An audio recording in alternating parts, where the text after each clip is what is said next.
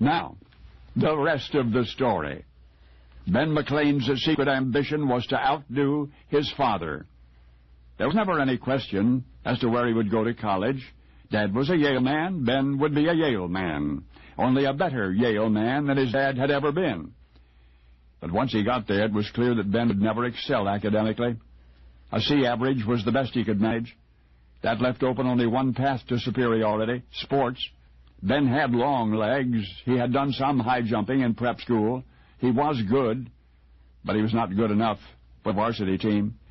And then one winter day, the scrawny freshman stopped by the gymnasium to watch the oarsmen training in their rowing machines, and one strapping member of the Yale crew spotted Ben and actually dared him to try what he called a man's sport. Well, Ben signed up immediately. Something deep down told him that maybe this was his big chance to succeed at Yale, maybe his last chance. Entirely unaccustomed to rowing, Ben barely made the freshman team. He ranked in the bottom 8% of those who tried out. But slowly, over the following year, he worked his way up to junior varsity. The Yale rowing team was still a loser, but the new crew coach was beginning to turn things around. By junior year, Ben made varsity. The team was winning races now, important races. The Boston papers were starting to single out Ben, the season's best individual performer, they were calling him. One day somebody said, why not send the Yale crew to Paris? Why not enter them in the Summer Olympics?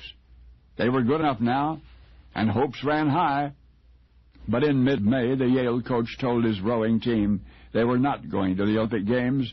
There was an important 4-mile race against Harvard the next week after the Olympic trials, too arduous to prepare for both, the coach said, and the Harvard race was a must.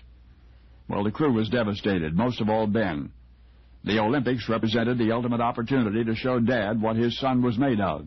Now the best he could hope for was to be a C student stuck in a racing shell back home. But this is the rest of the story. Ben and his teammates gave it one more try. They went to the coach and pleaded with him. The coach said he'd think it over, and he did. And after he had, he changed his mind. Americans, the record books of the athletic accomplishments of 1924 reflect that it was a big year for the rowing team of Yale University. In the Olympic trials against Navy, Yale won. In the 4-miler versus Harvard, Yale won.